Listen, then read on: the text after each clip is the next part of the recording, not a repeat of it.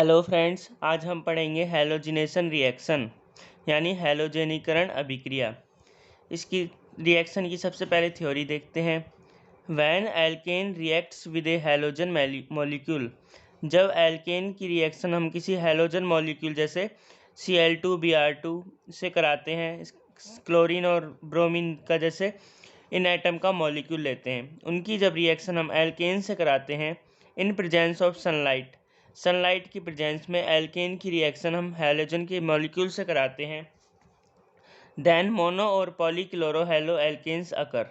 तो mono chloro halo alkanes या फिर जैसे मोनो हेलो एल्केन बनता है, यानी एक हैलोजन आकर एल्केन पे जुड़ता है, या पॉली हेलो एल्केन्स जैसे एक से ज़्यादा यानी कि 2, 3 या चारों जुड़ सकते हैं एल्केन पर, तो उनको कहते हैं पॉलीक्लोरो हेलो एल्केन्स या पॉलीक्लोरो एल्केन्स या पॉली हेलो एल्केन्स।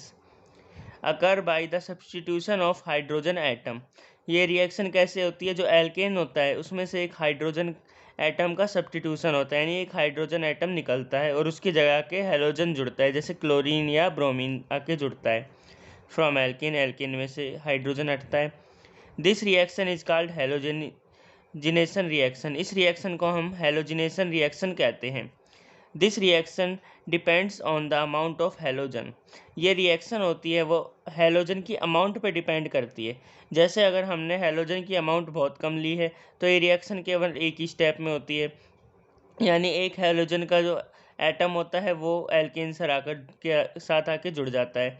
लेकिन अगर एक से ज़्यादा होते हैं, अगर एक्सीज में हम हैलोजन लेते हैं यानी बहुत ज़्यादा हैलोजन लेते हैं, तो हैलोजन के 4 मॉलिक्यूल्स जो जैसे एल्केन में जितने 4 या 4 से ज़्यादा कोई एल्केन 2 कार्बन की है तो उसमें हाइड्रोजन ज़्यादा होंगे, तो ज़्यादा हाइड्रोजन सभी हाइड्रोजन को इससे हैलोजन के मॉलिक्यूल से सब्स्टिट्यूट कर दिया जाएगा, तो उससे हैलोजन की जो अमाउंट होती है उस पर डिपेंड करती है। तो ये this reaction depend on the amount of halogen, यानी जो एल्केन की रिएक्शन है वो हमको हैलोजन से करानी है और एल्केन में से जो हाइड्रोजन है उसका सब्स्टिट्यूशन होता है हैलोजन के मॉलिक्यूल के द्वारा, तो इससे हम हैलोजिनेशन रिएक्शन कहते हैं। इसमें प्रेजेंस देखते हैं, तो प्रेजेंस हमने देखा कि सनलाइट को हम बोलते हैं एच न्यू यानी सनलाइट की प्रेजेंस होती है। अब सबसे पहले हम इसकी रिएक्शन देखते हैं। इस रिएक्शन में सबसे पहले हम लेते हैं एक मैथेन का मॉलिक्यूल। जो एल्केन लेते हैं तो एल्केन में सबसे छोटा एल्केन लिया हमने CH4 मैथेन। इसकी रिएक्शन हम जब Cl2 से कराते हैं, ये हैलोजन का एक मॉलिक्यूल यानी क्लोरीन का एक मॉलिक्यूल हो गया, प्रेजेंस सनलाइट एच न्यू।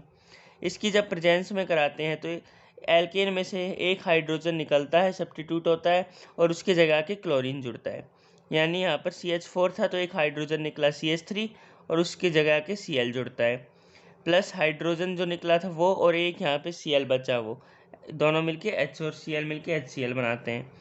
इसी तरह अगर CH3Cl की रिएक्शन दोबारा Cl2 के मॉलिक्यूल एक से ज़्यादा होते हैं तो दोबारा ये CH3Cl से रिएक्शन करता है, और CH3Cl से रिएक्शन करता है तो यहाँ पर CH2 बच गया, यानी एक हाइड्रोजन दोबारा कम हो गया, और Cl यहाँ पर एक था तो ये Cl आके दोबारा इस पर जुड़ता है तो 2 Cl हो जाते हैं। प्लस अब वैसे ही करेंगे, जैसे एक हाइड्रोजन कम हुआ तो हाइड्रोजन आ गया, और क्लोरीन इसमें से एक क्लोरीन बच गया तो HCl बन गया। अब इसकी रिएक्शन दोबारा CH2Cl2 है, इसकी रिएक्शन हम दोबारा अगर Cl2 का एक मॉलिक्यूल और है हमारे पास तो उसकी रिएक्शन दोबारा Cl2 से करते हैं। प्रेजेंस हम HNu की लेते हैं, तो ये CHCl3 जो CHCl2 पहले से था, एक हाइड्रोजन इसमें से निकल गया, दोबारा हाइड्रोजन निकला तो एक बचा हाइड्रोजन, और यहाँ क्लोरीन कितने थे? 2, एक क्लोरीन और आके जुड़ता है तो CHCl3 होता है, प्लस हाइड्रोजन था और ये Cl इसमें से एक जो Cl है वो हाइड्रोजन से जुड़ा तो HCl बना। इसी तरह अगर CHCl3 की रिएक्शन हम दोबारा Cl2 के एक मॉलिक्यूल से करते हैं, HNu की प्रेजेंस है तो ये हाइड्रोजन जो है ये हाइड्रोजन में निकल जाएगा, इसकी जगह क्लोरीन आ जाता है, तो Cl3 थे, एक क्लोरीन और आ गया तो 4 हो गए CCl4, प्लस हाइड्रोजन निकला Cl से आके जुड़ा तो HCl। तो इस तरह से ये टेट्राक्लोरोमेथेन बन गया। अगर हमारे पास क्लोरीन की यानी हैलोजन की मात्रा कम है, इसकी अमाउंट कम है, तो सिर्फ ये अगर बहुत ही कम है तो यही हमें प्रोडक्ट मिलेगा। लेकिन अगर ये हम हैलोजन एक्सीज में लेते हैं तो हमें यहाँ तक प्रोडक्ट मिल जाता है। और अगर हम यही एक कार्बन की जगह 2 कार्बन लेते हैं तो उसमें हाइड्रोजन की संख्या भी बढ़ जाएगी, जिससे कि क्लोरीन और ज़्यादा सब्स्टिट्यूट हो जाएंगे। तो इस तरह से ये रिएक्शन होती है। एल्केन की रिएक्शन हमने हैलोजन के मॉलिक्यूल से कराई तो एल्किल हैलाइड बनता है। और जैसे जैसे अगर हैलोजन की मात्रा ज़्यादा है तो उसकी हमें CCl4 तक मिल जाता है, यानी कि इसमें जितने भी हाइड्रोजन है सभी को क्लोरीन के द्वारा सब्स्टिट्यूट कर दिया जाता है।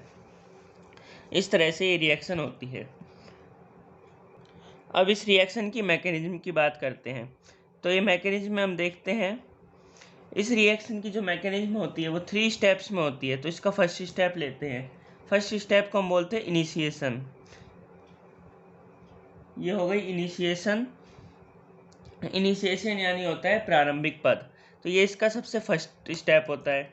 फर्स्ट स्टेप में हम देखते हैं कि जो हमने हैलोजन लिया था Cl2, जो X2 या Cl2 क्लोरीन यहाँ लिया है तो यहाँ Cl2 हो गया। तो सबसे पहले हैलोजन का एक मॉलिक्यूल आता है। इसकी रिएक्शन हम HNu यानी सनलाइट की प्रेजेंस में कराते हैं। तो ये Cl2 है, Cl और Cl इन दोनों के बीच में ये बॉन्ड टूटता है। तो ये बॉन्ड टूटता है तो इस तरह से रेडिकल फॉर्म में टूटता है। सनलाइट की प्रेजेंस में रेडिकल फॉर्म में टूटेगा।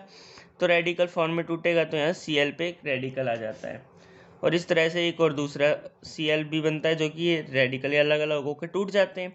इस तरह से मैकेनिज्म के इनिशिएशन स्टेप यानी फर्स्ट स्टेप में क्लोरीन का एक मॉलिक्यूल, जो क्लोरीन एटम जिस पर एक फ्री रेडिकल है, फ्री रेडिकल के रूप में क्लोरीन हमें प्राप्त होता है। या हैलोजन, कोई भी दूसरा हैलोजन भी जैसे ब्रोमीन भी मिल सकता है।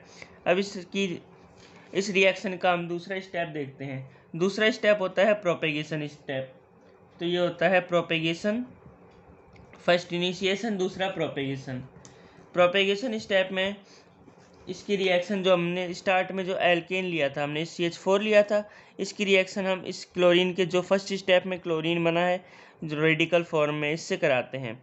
तो इसमें से हमें पता है कि CH4 में से एक हाइड्रोजन निकलता है, तो यहाँ CH3 बचा और ये हाइड्रोजन आकर इस Cl से रिएक्ट कर लेता है, यानी बॉन्ड बना लेता है HCl। और ये हाइड्रोजन निकला तो फ्री रेडिकल फॉर्म में निकला, तो इधर भी एक रेडिकल छोड़ जाता है। तो इस तरह से CH3 पे भी एक रेडिकल होता है। तो इनिशिएशन फॉर्म में तो हमें एक क्लोरीन मिल गया जिस पे रेडिकल था, और प्रोपेगेशन फॉर्म में हमको एक ये मिथाइल यानी कि एल्काइल ग्रुप मिलता है जिस पर एक फ्री रेडिकल होता है। अब इस मैकेनिज्म का थर्ड स्टेप देखते हैं। थर्ड स्टेप होता है टर्मिनेशन स्टेप।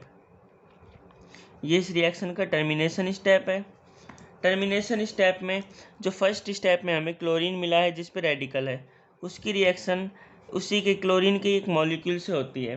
तो क्लोरीन के मॉलिक्यूल से होती है तो Cl दोनों के रेडिकल मिल जाते हैं, तो Cl हो गया। हम इसको लिख सकते हैं Cl2। और दूसरे स्टेप में जो प्रोपेगेशन से हमको CH3 मिथाइल मिली है, ये CH3 रेडिकल फॉर्म में, इसकी रिएक्शन दोबारा इसी से करते हैं। जैसे क्लोरीन की रिएक्शन क्लोरीन के मॉलिक्यूल से हुई थी, उसी तरह CH3 की मॉलिक्यूल, ये CH3 है जो इसकी रिएक्शन हम CH3 से ही करते हैं। तो CH3 दोनों के बीच बॉन्ड बन जाएगा, ये रेडिकल बॉन्ड का फॉर्मेशन कर लेते हैं। अब टर्मिनेशन के लास्ट स्टेप में इसमें इसका जो Cl first step initiation step का Cl क्लोरीन और प्रोपेगेशन स्टेप का CH3, ये दोनों आके मिलते हैं। तो यानी कि ये CH3 लिया हमने रेडिकल फॉर्म में और फर्स्ट स्टेप में हमने Cl लिया, सेकंड स्टेप का तो ये CH3 ले लिया और फर्स्ट स्टेप का क्लोरीन ले लिया। इन दोनों की रिएक्शन कराते हैं तो CH3 और ये दोनों के बीच में रेडिकल मिलकर एक बॉन्ड बना लेते हैं, तो यहाँ CH3Cl बनता है।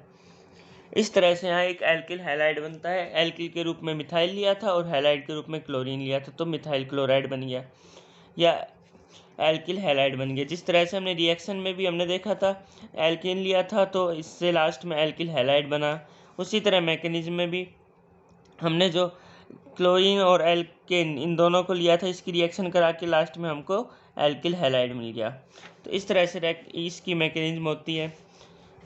तो हमने देखा कि हैलोजिनेशन रिएक्शन में सीधा जो एल्केन लिया, एल्केन की रिएक्शन क्लोरीन से कराई, प्रेजेंस हमको सनलाइट की लेनी है, तो एल्केन और क्लोरीन रिएक्ट करके एल्किल हैलाइड बनते हैं। लेकिन अगर क्लोरीन की अमाउंट ज़्यादा है तो दोबारा इससे जो प्रोडक्ट बनेगा उसकी रिएक्शन हैलोजन से होती जाएगी जब तक हमको हैलोजन प्रोवाइड होते हैं। हैलोजन ज़्यादा है तो प्रोडक्ट में भी सभी हाइड्रोजन को हटा के हैलोजन के द्वारा सब्स्टिट्यूशन कर दिया जाएगा, यानी कि CCl4 बना, सारे क्लोरीन आ गए हाइड्रोजन को हटा के। इस तरह से हैलोजिनेशन रिएक्शन होती है।